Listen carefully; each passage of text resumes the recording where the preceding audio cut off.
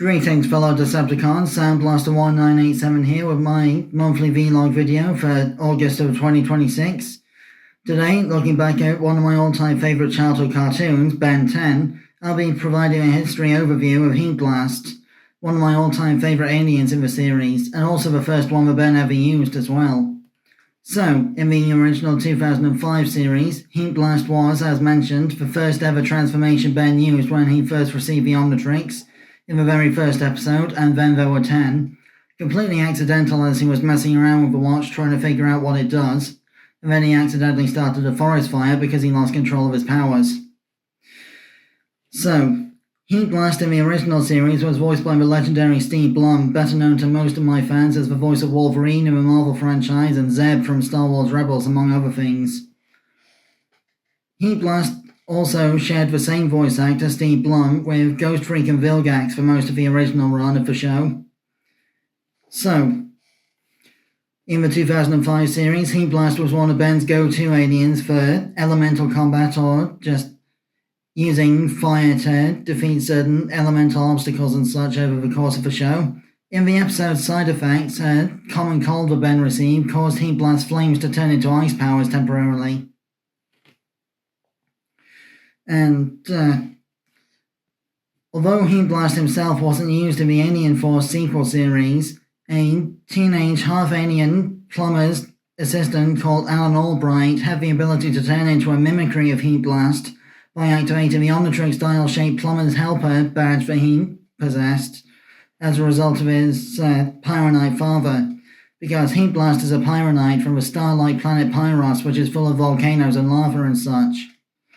So, the Alan Albright version of Heatblast, seen throughout Alien Force and Ultimate Alien and occasionally in the flashback scenes of Omniverse, does have the ability to create a sort of comet-like construct to glide on, which the original series version of Heatblast didn't manage to master until Omniverse. Although Alien Force and Ultimate Alien did temporarily bring back Heatblast as well, for example, 10-year-old Ben turning into Heatblast to fight Kevin 11, in the, Map of Infinity storyline. And there was temporarily a scene where 16-year-old Ben had access to Heatblast again at one point, but in a much reduced capacity compared to the original series, because by this point he'd unlocked Swampfire as a replacement for Heatblast's fire elemental abilities.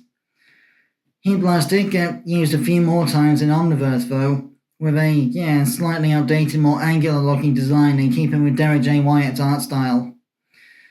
And of course, Heatblast did appear in the, live-action movie Ben 10 Race Against Time as well, in a completely CGI live-action costume, as well as in the, CGI animated original series movie, Destroy All Aliens. He appeared multiple times in that movie, including when Ben's own mother turned into Heatblast by accident at one point. And, of course, the 2016 reboot of Ben 10 also included Heatblast, now voiced by Roger Craig Smith, the voice of Sonic the Hedgehog. This version of Heatblast was a lot more jovial and more so comedic than the original series' serious tone that Steve Blum gave to the character. And, like many of the aliens throughout the original run of the 2016 reboot, Heatblast was one of the few to obtain every single armor upgrade from later seasons. Omni Enhanced when Shock Rock turned up, Omni Kicks, Omni Naught, and he probably would have had more as well if Season 5 hadn't been cancelled. And, admittedly, I haven't watched the entirety of the 2016 series yet, but I will continue to research the series for an upcoming animation review. But, Heatblast was one of the first to unlock the Omni Naught spacefaring upgrade in the Ben 10 vs. the Universe animated movie that came out around just before the COVID pandemic.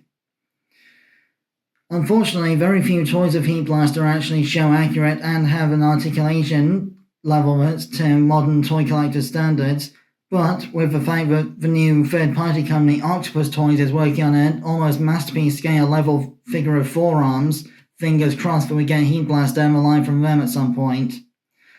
So, with that said, I've been SoundBlaster1987, thanks again for watching. My next vlog video in September of 2026 will be a new top 10 list for top 10 figures from a Marvel Rivals video game that I'd like the Blokey's Model Kit Company to do if they haven't already got the plans for it. So, my next toy review will be the Thunderbirds Argo 2015 Basic Class Vehicle Set, Thunderbirds 2 and 4. So, till then, till all are one.